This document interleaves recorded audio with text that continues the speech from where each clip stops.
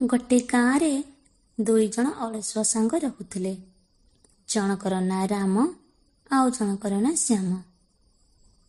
हठात सेमाने दिने विचार कले सहर जाई काम करिबा। सहर को जीवाको हेले जंगल रास्ता दे जीवा पाई पड़े। तापरे दुई सांग जंगल रास्ता दे सहर अभिमुखे बाहरी पड़िले। खरा दिन द्विपहर समय। प्रबल खरा हेतु सेमाने टिके विश्राम नेबे बोली भाबिले। दुई सांग विश्राम नेउ नेउ तांको निद आसी जाइथिला। कोउठी थिला गोटे बुला कुकुर तांको पाखरे आसी पहुँचिला। सेई बुला कुकुरटी रामर मुह को चाटिबाकू लागिला। ठीक सेतिकी बेले से आंब गछरु गोटे आंब दुमकी तले पड़िला।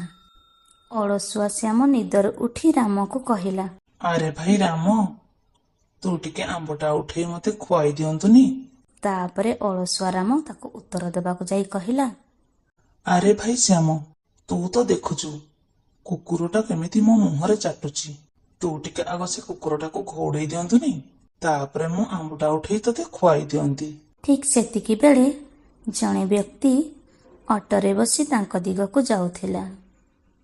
से दुहें से अटो चढ़ाई को तांको पाखकू डाकिले। ताकू डाकी कहिले, अरे भाई, आम पाई गोटे तमे काम करिदबो कि? ए पाखरे पड़िथिबा आंबटी आमको टिके खुआई दबो कि? तांको कथा सुनी अटो चढ़ाईटी कहिला, अच्छा, तमे एई काम पाई ताले मते तमे एते बाटरु डाकिलो? पाखरे पड़िथिबा आंबको भी गोटेइकी खाई पारुन? एते अलसुआ तमे दुई जण? अरे अलसुआ को तो स्वयं भगवान भी साहाଯ୍य करंतिनी। मु तुमको केमिति साहाଯ୍य करिबी? अलसुआ दुई जण कोठिकार?